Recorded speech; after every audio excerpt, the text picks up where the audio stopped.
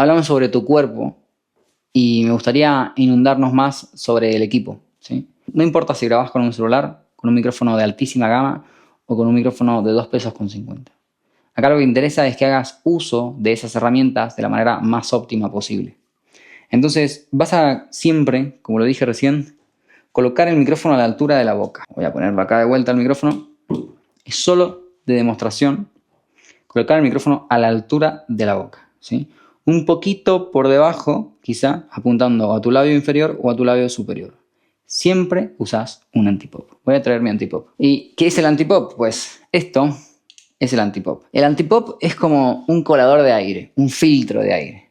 Cuando yo soplo directamente a mi mano, me llega una cantidad de viento. Cuando yo soplo con un antipop de por medio a mi mano, pues esa cantidad de viento se reduce. Y es más, cuando tenemos dos filtros, la mayor parte de las veces, la presión del viento baja casi al mínimo, ¿sí? ¿Qué hace ese antipop? Pues este antipop permite que la grabación salga con menos explosiones de aire, ¿sí? Menos popeos de aire. ¿Qué palabras tienen popeos o explosiones? Pues todas las palabras que tengan sílabas clusivas o plosivas. Las plosivas y las clusivas son sílabas que hacen que la presión del aire que tenemos alrededor de la boca cambie de manera muy rápida y se generen estos pequeños vientitos. Estos vientitos son frenados por el antipop, tal así como las sibilancias. Las sibilancias son resonancias que están en frecuencias más agudas, que vienen a ser algo como explosiones, pero en frecuencias más agudas. Normalmente esas sibilancias son como una especie de mezcla entre viento y silbido, son como un sss, ¿sí? Y cada vez que pronunciamos la S, y en algunos casos, en algunos idiomas, otras letras, como la Z, se producen sibilancias. Entonces, para eso sirve el antipop. ¿Dónde ponemos el antipop? El antipop lo vamos a poner exactamente a una cuarta del micrófono. ¿Por qué? Porque nos va a servir de dos maneras. El antipop nos va a servir para frenar el viento que va hacia el micrófono, la explosividad, las plosivas, las exclusivas, las sibilantes, nos va a servir para frenar, pero también para darnos la distancia a nosotros y saber exactamente dónde tenemos que estar de acorde al micrófono. Yo les dije que tenemos una cuarta de distancia y ahí tenemos menos de una cuarta, más o menos hay unos 12 centímetros ahí. Pero el antipop hace que lleguemos acá y no estemos pegados al micrófono porque en algunas de esas tomas nos movimos más o menos. Entonces, clave, ¿sí? Ponemos el antipop, a partir del micrófono medimos una cuarta, entonces podemos medir a 3 dedos del antipop, a 2 dedos del antipop o pegados al antipop, no hay ningún problema. Si queremos que se escuche más lejos, nos alejamos. Si queremos que se escuche más cerca, nos acercamos, pero el antipop es el límite de distancia, ¿sí? La distancia mínima entre nosotros y el micrófono. Y eso hace que la toma sea mucho más controlada. No es lo mismo que yo le cante acá al micrófono y que 2 segundos después me aleje y todo lo que le canté acá se saturó porque la ganancia es mucho mayor cuando yo estoy más cerca, a que yo tenga una distancia segura y con esa distancia segura yo me aleje y me acerque. ¿Se entiende? Entonces siempre ten en cuenta el uso del antipop. Además del antipop vamos a hablar de la ganancia. Y en cuanto a la ganancia, no tengo muchas cosas que decir. Porque la ganancia es relativa, ¿sí? La ganancia tiene que ver con muchos factores. Tiene que ver con la cantidad de ruido que tenemos alrededor, tiene que ver con cómo de fuerte vamos a hablar, tiene que ver con cómo de despacio, cuánto de cerca vamos a estar del micrófono.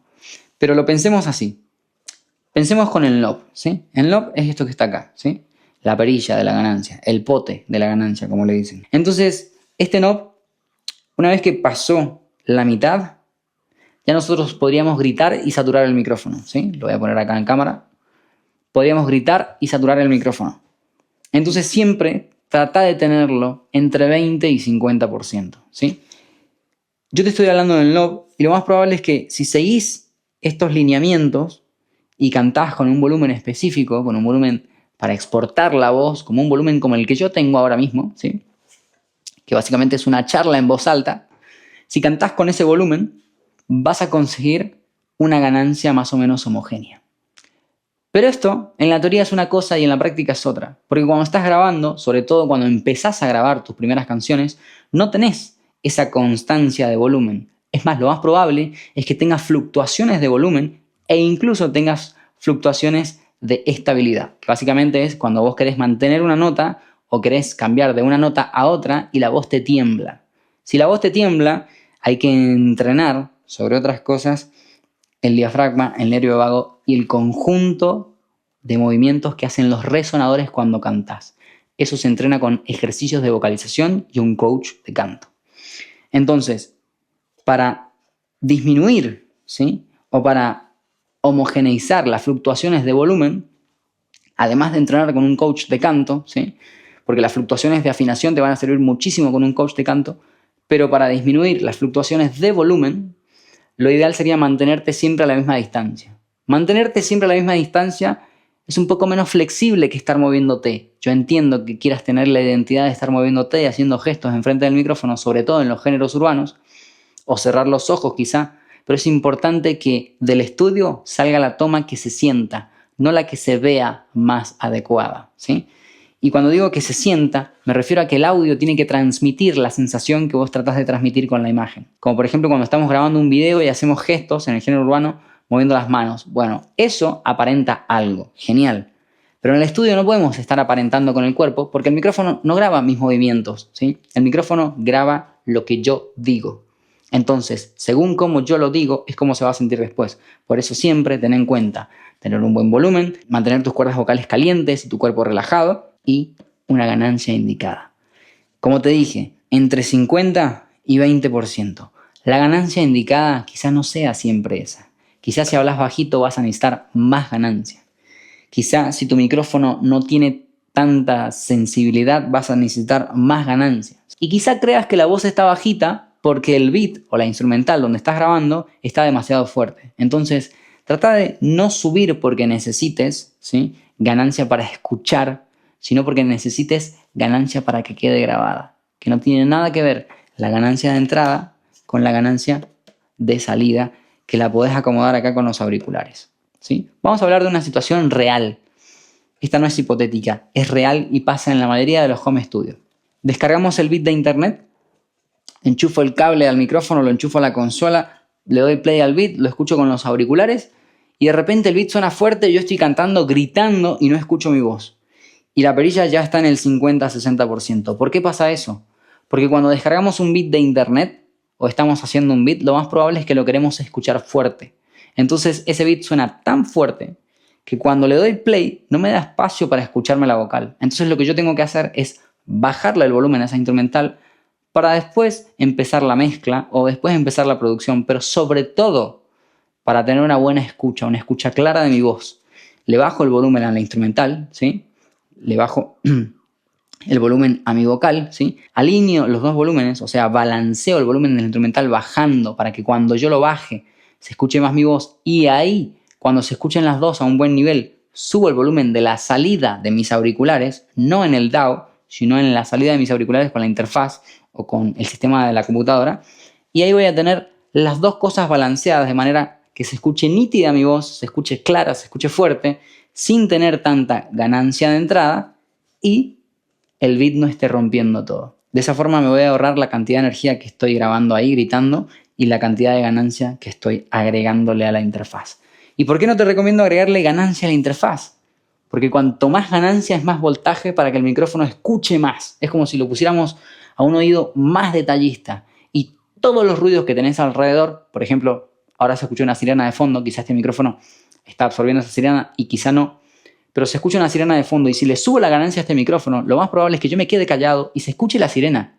Entonces yo no quiero que se escuche esa sirena y por eso a este micrófono le pongo la ganancia indicada. Ganancia que va a hacer que tome mi vocal y no los ruidos del exterior. Entonces, por más que tengamos el mejor micrófono del mundo, yo tengo que entender que cuanto más voltaje le doy, o sea, cuanta más ganancia tiene la interfaz, lo más probable es que no solamente tome mi voz y tenga más posibilidades de saturar el micrófono, sino que también tome otras cosas que yo no quiero que tome. Como por ejemplo, los movimientos que hay en el estudio, la gente que está hablando. En el estudio, dentro de un estudio, puede haber gente hablando. Estamos en la misma sala gigante y hay personas ahí sentadas en el sillón. Entonces, pensá que la cantidad de ganancia tiene que ser óptima. Y puedes trabajar con esa ley que te acabo de dar, que es puramente teórica, no tiene nada que ver con la práctica, de entre 50 y 20, ¿sí? Plantéate eso a la hora de grabar. Y sobre todo, cuida tus oídos, no te rompas el oído subiéndole demasiado a la salida de los auriculares. No te rompas la cabeza tratando de subir el volumen acá, cuando en realidad lo que tenés que hacer es bajar el volumen del beat, ¿sí? Ya que expliqué lo de los volúmenes, quiero hablar de los auriculares. En mi caso tengo unos MX50, unos M50X para hacer grabación, monitoreo y algunas veces incluso hago mezcla. He hecho algunos máster con esto.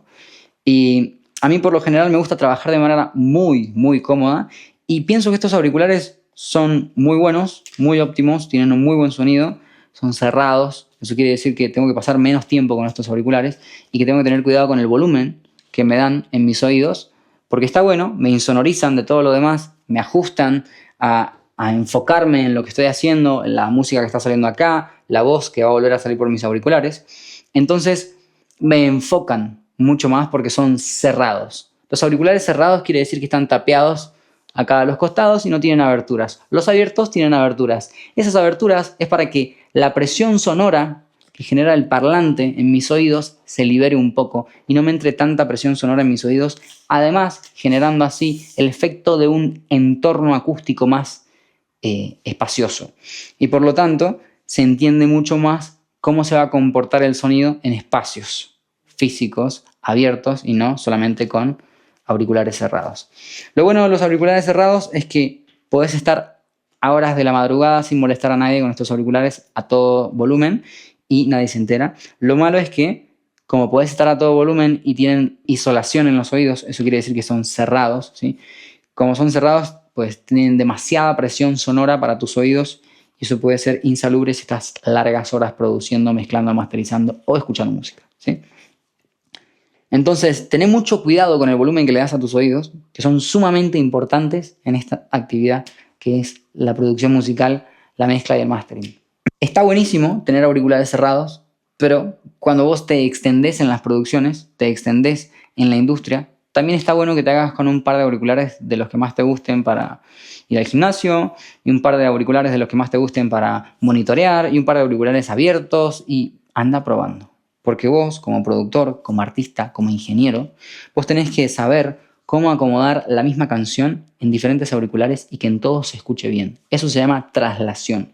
Y teniendo un solo auricular de referencia no lo vas a conseguir. Entonces, además de los auriculares, usa monitoreo externo de referencia, usa auriculares Bluetooth, usa auriculares del iPhone, usa auriculares del Samsung, usa cualquier auricular que se te ocurra, que tengas a mano, para distinguir cómo se comporta lo que estás trabajando en esos auriculares y poder hacer las correcciones posibles para conseguir la famosa traslación, que es la capacidad que tiene una canción de reproducirse en diferentes sistemas de monitoreo y en diferentes entornos acústicos y comportarse de maneras similares. De esa manera tenés una canción que es muy homogénea y muy estable y muy competitiva.